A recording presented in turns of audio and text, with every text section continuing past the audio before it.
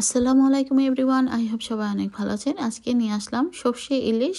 তো সর্ষে ইলিশ তো কম বেশি সবাই রান্না করতে জানেন। তো আজকে যেহেতু আমরা বাসায় খিচুড়ি রান্না করেছিলাম, তো ভাবলাম যে খিচুড়ির সঙ্গে যদি একটু সর্ষে ইলিশ রান্না করা হয় বা খাওয়া হয় তাহলে তো খুবই মজা হবে। তো আগের সর্ষে বাটা ছিল, তো সেগুলো দিয়ে এখন সর্ষে ইলিশটা রান্না করতে চলে আসলাম। আমি ইলিশ মাছগুলোকে আগেই সামান্য একটু করে হলুদ লবণ দিয়ে ভেজে নিয়েছি খুব হালকাভাবে। আপনার অনেকে আছে কাঁচাই মানে ভাজা ছাড়াই রান্না করেন।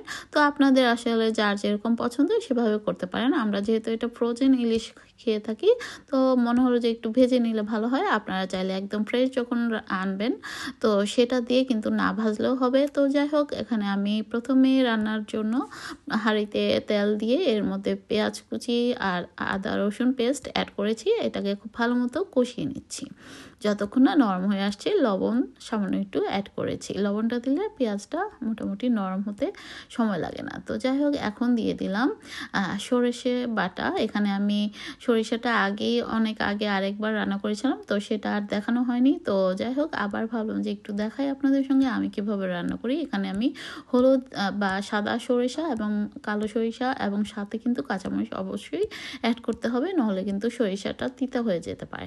তো যাই হোক, এই সরিষাটাকে খুব ভালো মতো আগের দিন রাতে পারলে ভিজিয়ে রাখবেন, তাহলে বাটতে সুবিধা হবে। অথবা ব্লেন্ড করলে আগের দিন অবশ্যই গরম পানিতে ভিজিয়ে রাখতে হবে বা কয়েক ঘন্টা আগে। তো যাই হোক, এখানে আমি পরিমাণ মতো দিয়ে দিলাম হলুদ, মরিচ, ধনে, জিরা গুঁড়ো। এই তো সামান্য করে দেওয়ার পর এই তো পানি দিয়ে আরেকটু বেশ কিছুক্ষণ কষিয়ে নিচ্ছি। আপনারা গ্রেভির পরিমাণ বেশি চাইলে সরিষা বাটাটা একটু বেশি দিবেন এবং পেঁয়াজটা।